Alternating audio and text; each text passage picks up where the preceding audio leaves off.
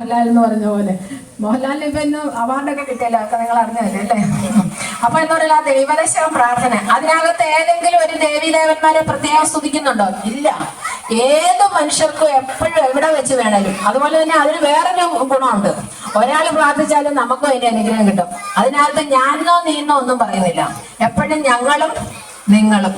അപ്പൊ നിങ്ങൾ പ്രാർത്ഥിച്ചാൽ എനിക്കും ഗുണം കിട്ടും, ഞാൻ പ്രാർത്ഥിച്ചാൽ നിങ്ങൾക്കും കിട്ടും. അതുകൊണ്ടാണ് അതിനൊരു സർവ്വമത പ്രാർത്ഥന എന്ന് പറയുന്നത്. അതിനകത്ത് പ്രത്യേകിച്ച് ദേവീദേവന്മാരെ ഒന്നിനകത്തും പറയുന്നില്ല, എല്ലാം ദൈവമേ ദൈവമേ ദൈവമേ. അപ്പൊ ഈ ദൈവദശകം പ്രാർത്ഥിക്കാൻ പറഞ്ഞു.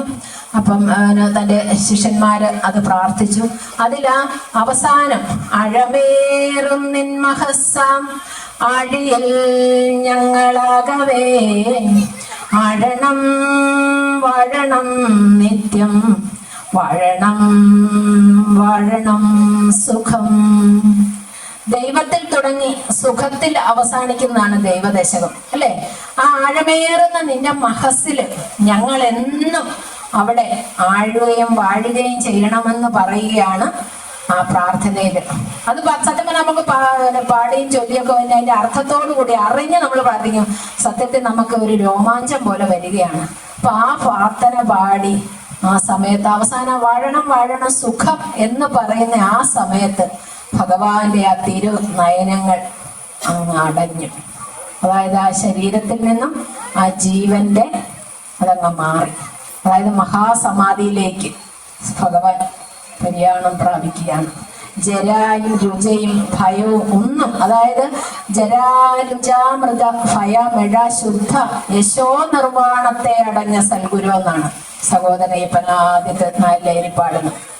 അതായത് പ്രായമോ വയസ്സോ രോഗമോ ഭയമോ ഒന്നും, യശസ് മാത്രം, അതായത് കീർത്തി മാത്രം കേട്ട ഭഗവാന് അങ്ങനെയാണ് മൃദു ആയ അല്ലെ സമാധിയായ ആ ഭഗവാനെ നീ നീണാൾ വാഴട്ടെ, നീ നീണാൾ ജയിക്കട്ടെ, എന്നും ഞങ്ങളുടെ ഹൃദയങ്ങളിലും ഭവനങ്ങളിലും നിന്റെ അനുഗ്രഹം ഉണ്ടാകണമേ തരണമേ എന്നൊക്കെ ഏകദേശം 9 പദ്യങ്ങളിലൂടെയാണ് ആ സമാധിഗാനം അയ്യപ്പൻ പാടി നമുക്ക് തന്നിരിക്കുന്നത്, അല്ലെ? അതിനകത്ത് ഭയങ്കര സങ്കടത്തോടെയാണ് പാടുന്നത്. കാരണം അവരുടെ കൂടെ സന്തത സഹചാരിയായിട്ട് ജീവിച്ച അയ്യപ്പന് ഇനി ഭഗവാൻ ഇല്ലാതെ ഒരു ജീവിതം പറ്റത്തില്ലെന്ന് ആ ഒരു അവസ്ഥയിലേക്കാണ് ഭഗവാന്റെ ശിഷ്യഗണങ്ങളെല്ലാം പറയുന്നത്.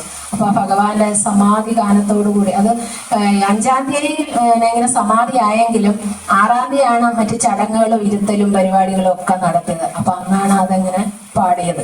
അപ്പൊ ആ ഭഗവാന്റെ ആ മഹാസമാധിയുടെ ആ ഒരു സിറ്റുവേഷനൊക്കെ വെച്ചുകൊണ്ടുള്ളൊരു കവിതയൊക്കെ ഉണ്ട് അവരന്നില്ല, അതൊക്കെ ഇന്ന് നമ്മുടെ കയ്യിലുണ്ട്. അതിലുള്ളതാണ് ഇങ്ങനെ സന്ദർഭോചിതമായി പറയുന്നതൊക്കെ. ആ വൃക്ഷലതാദികളെല്ലാം തലതട്ട് തോളിൽ തലതല്ലി അടിക്കുന്നു, ബലിപുഷ്പങ്ങളെല്ലാം ബലിപുഷ്പങ്ങളെ പോലെ വീണ് എറിയുന്നു, പക്ഷിമൃഗാദികളെല്ലാം അവസരങ്ങൾ പുറപ്പെടുവിച്ചുകൊണ്ട് നടക്കുന്നു എന്നെല്ലാം പറയുന്നത് ആ ഒരു കവിതയിലാണ്.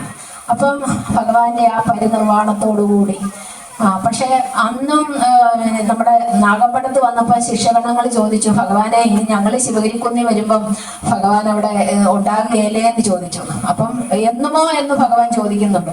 അതെ, എന്നും ഉണ്ടാകുമോ എന്ന് പറഞ്ഞു. അപ്പോൾ ഇല്ലെന്നോ ഉണ്ടെന്നും ഒരു മറുപടി കൊടുത്തില്ല, ഉണ്ട് എന്നിങ്ങനെ ഒരു സമ്മതം മുളലിൽ ആണ് കൊടുക്കുന്നത്. പക്ഷെ ശരിയാണ്, ഇന്ന് നമ്മൾ ചെല്ലുമ്പോൾ ഭഗവാന്റെ ആ സാന്നിധ്യവും സാമീപ്യവും എല്ലാം ആ ശിവഗിരി കുന്നിന്റെ തരിമണലുകൾക്കും അവിടുത്തെ ആ ഇളം തെന്നലുകൾക്കും അവിടുത്തെ ആ മുത്തശ്ശി പ്ലാവിനും ഒക്കെ പറയാനുണ്ട്. ഇന്നാളൊരു പ്രഭാഷകൻ ഞങ്ങളുടെ ഇവിടെ വന്നിങ്ങനെ പ്രഭാഷണം പറയായിരുന്നു. ആ സാറ് പറയാണ്, എനിക്ക് കൂടുതൽ വിഷമം, അപ്പം നമ്മുടെ ഇതിൽ പോലും ഉള്ള ഒരാളല്ല, എനിക്ക് കൂടുതൽ വിഷമങ്ങളൊക്കെ വരുമ്പോൾ ഞാൻ നേരെ ശിവഗിരിക്ക് വിടും. ശിവഗിരിക്ക് പോയിട്ട് എൻ്റെ വണ്ടിയൊക്കെ ഞാൻ താഴെ ഇടത്തുള്ളൂ. ഞാൻ ആ നടയൊക്കെ കുത്തുകല്ല് കയറി അങ്ങോട്ട് ചെന്നിച്ച് ഞാൻ ആ പ്ലാവിൻ്റെ ചുവട്ടിൽ പോയി കുറച്ച് നേരം എൻ്റെ സങ്കടങ്ങളെല്ലാം പറഞ്ഞ് ഞാൻ ആ മണലിൽ ഇരിക്കും.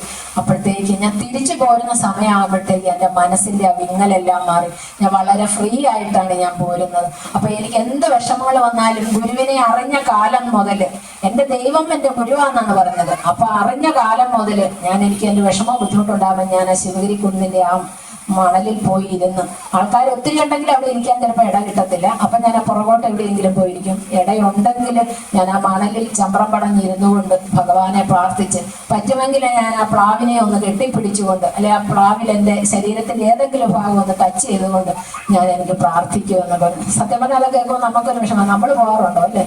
നമ്മൾ പോകാറില്ല. ഒരു മുസ്ലിം വിഭാഗത്തിൽപ്പെട്ട ഒരു സഹോദരനാണ് പറഞ്ഞത്. അപ്പൊ നമ്മളെ